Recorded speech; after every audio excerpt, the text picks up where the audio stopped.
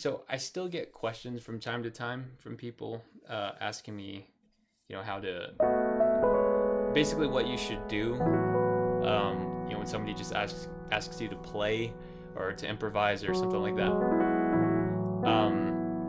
So I figured I'd make a video so I could point people to the video, and anybody else that asks the question, I can also send them the video link. This video is going to be aimed at beginners, people that if I told you to play A minor, G, F, you could actually you would play the chords, but the problem is that that's how you play it, right? It's not very inspiring. It gets boring after a while. So I'm aiming the video at those people, the people that want to move beyond that. So I'm going to give you kind of a quick tip, a way to kind of improve your playing almost instantly, that it's just going to sound better.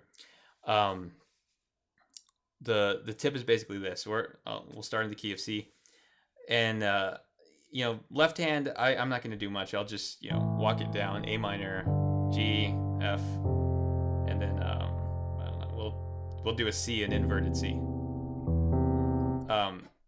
Right hand though is going to be where this is happening, where what you're going to do is you're going to basically just park out on your C triad, so C, E, G, and then you're basically gonna stay there pedaling those kind of notes, and then move your left hand. And what's basically going to happen is you're going to start getting chord extensions and basically chords you might not normally play as a beginner, but they're just happening. You're not really trying to do them, but they're kind of just, those chords are just falling out.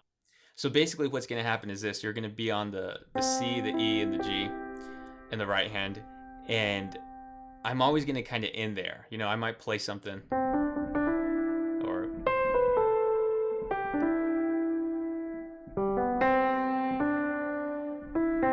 but I'm always going to try to end somewhere within the C, and it'll sound something like this.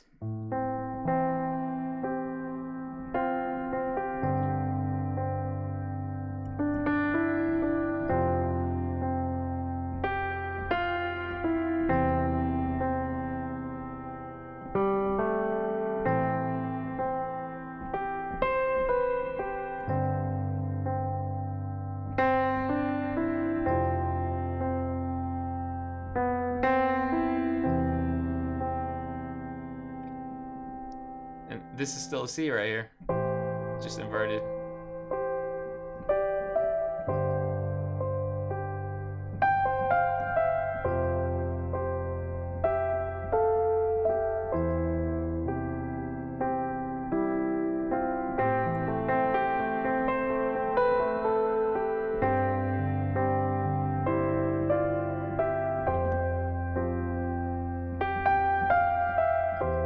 So everything I'm doing is I'm always landing on one of those, a C, whether it be inverted or in root position, but I'm always going to end there.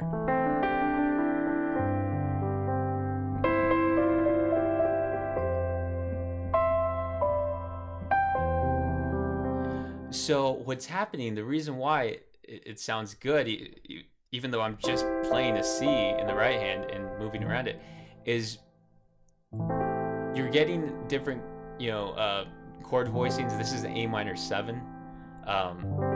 This would be if I just play a C and a G in the right hand, it's an A minor 7, G sus 4, 1 2 3 4, F2, 1 2, and you're back to your inverted C major chord.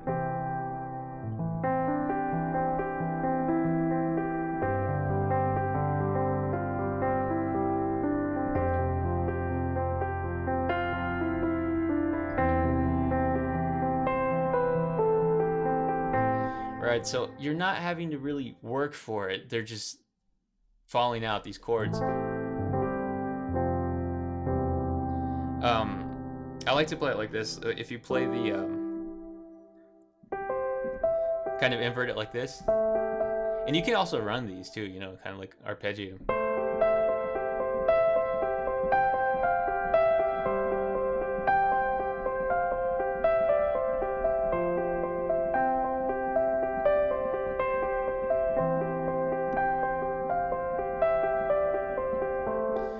But when you're doing that, again, it's the same concept. In fact, if you play this, if you play your basic C chord over an F like this, that's an F major 9, because you got your 1 2 1 2 3 4 5 6 7 7 and a 2, you get a 9. So that right there, I mean, that, you know, if I again walk that progression down, A minor 7, this really becomes kind of like a C over G kind of thing. F major 9, and your inverted C. But again, a beginner is going to play that.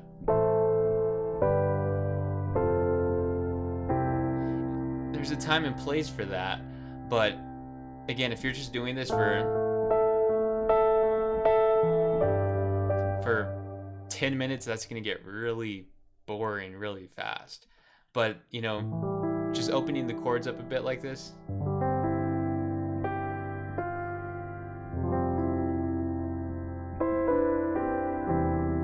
Right?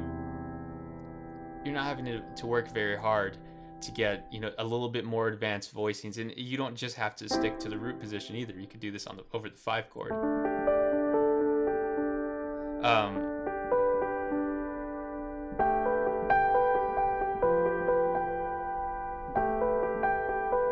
That becomes I think an A minor 9, and I was playing mostly just kind of a minor stuff, but you could do the same thing. We'll stick back to the C, but if I were to play that over C, you know, I'm just gonna randomly, you know, noodle in the left hand doing different bass notes, but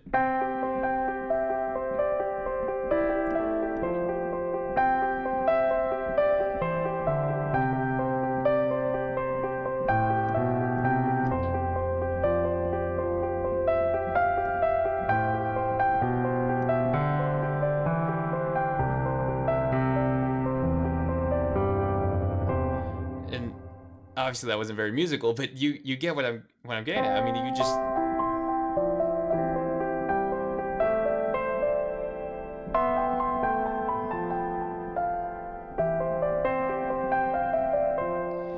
so it becomes really easy to kind of get, you know, some of these, again, prettier, more, you know, full voicings when you're really not even doing anything, but just staying in one spot. Now, the part of the trick is, though, to have it not sound like you're just sitting here in one spot. So, right, that I really didn't move my right hand, but, you know, the chord felt like it shifted, because it can equally get boring if you're just voicing the same notes over and over. Right, so you want to throw in some variation in there. And another thing to note is this isn't, you know, you're not going to get a chord sheet and then just start playing this way, because it's going to give you chord extensions that might clash, and probably will clash, with the actual song. If, you know, if for instance you need to play just a straight up G instead of the G sus4, that will, you know, it'll throw things off. So you don't want to just take this. This is for like improvising, you know, coming up with melodies and little musical motif ideas. I did want to point out, though, one more thing is well, two things. First off, this is basically no different than what everybody will always tell you should do as you're trying to get better. They'll tell you learn your inversions and, you know, your scales. Learn, you know, again, build your chord vocabulary, you know, chord extensions, slash chords, suspensions, you know, all that stuff, modes. All these things are, you know, part of what you should learn. But if you're seriously just kind of sitting here,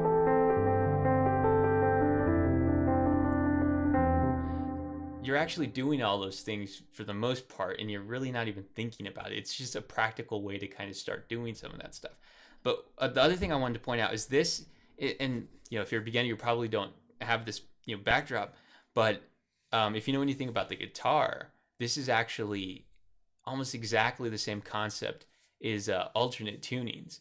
The way a guitar is normally tuned, it's this. If you were to just play all open strings on a standard tuning guitar, it sounds like this. Which, I mean, that doesn't sound terribly musical. But an alternate tuning, like a dadgad or something, you would have D A D G A D. So it's a D4 chord. You just play the open strings and it sounds like that. And if you watch some of these, like it might be worth your time to do a search like on YouTube and look at the videos of people playing and these alternate tunings, open B, open whatever, open C.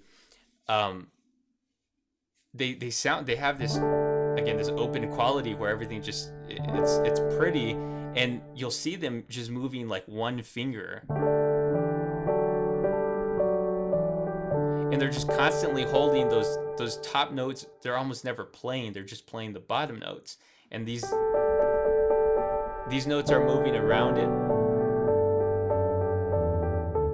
and it's the exact same concept, because you're holding one position, and that's it's opening up different voicings that you normally wouldn't play in standard tuning, just because you can't really get there.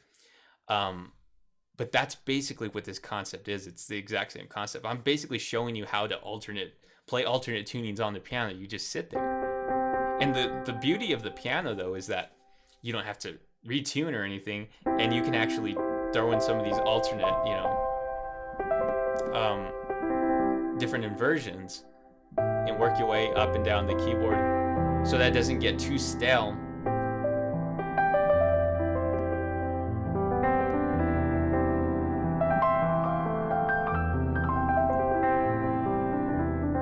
See, everything I was doing right there was still based on the same concepts. I may as well throw this out there because I actually have got that question as well. The one-handed, arpeggio stuff. It's really not anything you're doing. Well, it's built on this basic concept. The way I look at this, that if you can do this, you just basic C. You can do that there. You can do that there. So if you can do that, you can do that. You can do that. You put them together, right?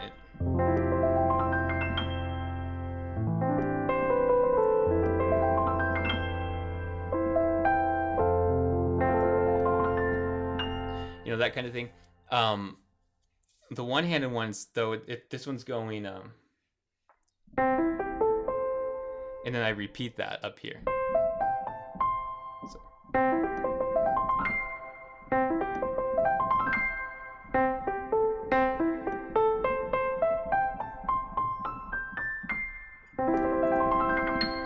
So it gives you kind of a bit of a tremolo kind of effect when you hit that same note twice.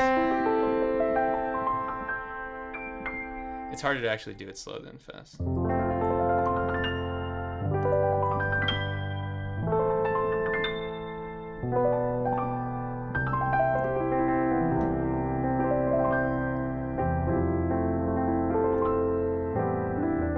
But anyway, it's play around with that. You could just start off really simply.